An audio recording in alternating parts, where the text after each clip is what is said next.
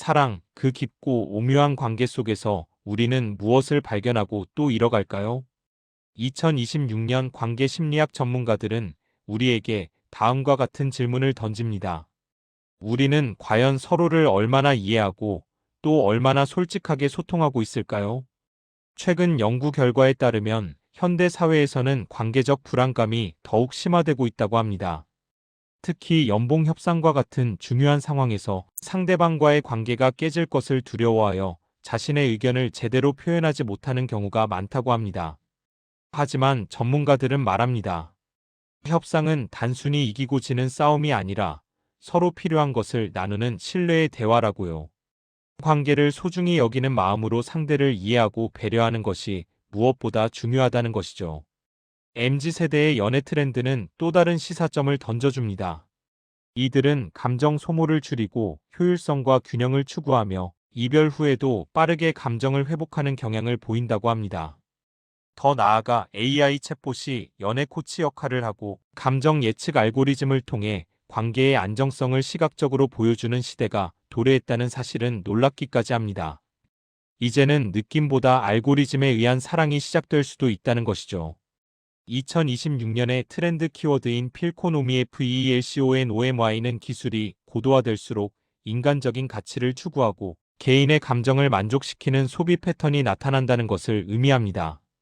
AI가 일상생활에 깊숙이 자리 잡으면서 우리의 감정을 추론하고 기분에 맞는 제품이나 서비스를 제안하는 시대가 온 것입니다. 소비자의 감정 상태가 중요한 구매 요인이 된다는 점은 간과할 수 없는 변화입니다.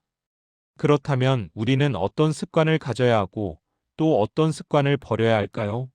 전문가들은 혼자 놀기를 통해 자신을 더 잘 알아가는 시간을 갖는 것이 중요하다고 조언합니다. 또한 삶에 무게를 더하는 해야 한다는 표현 대신 할 수 있다는 긍정적인 표현을 사용하는 것이 좋다고 합니다. 심리학 직업의 미래는 밝을 것으로 전망됩니다. 정신 건강에 대한 인식이 높아지고 스트레스가 증가하면서 임상 상담, 학교 심리학자에 대한 수요가 늘어날 것으로 예상됩니다. 사이버 심리학, 환경 심리학, 긍정 심리학과 같은 새로운 분야도 주목받고 있습니다. 하지만 AI와 자동화가 반드시 긍정적인 결과만을 가져오는 것은 아닙니다. 업무 부담을 줄이지 않고 오히려 정신적, 심리적 스트레스를 증폭시킬 수 있다는 AI 자동화의 역설에 주목해야 합니다.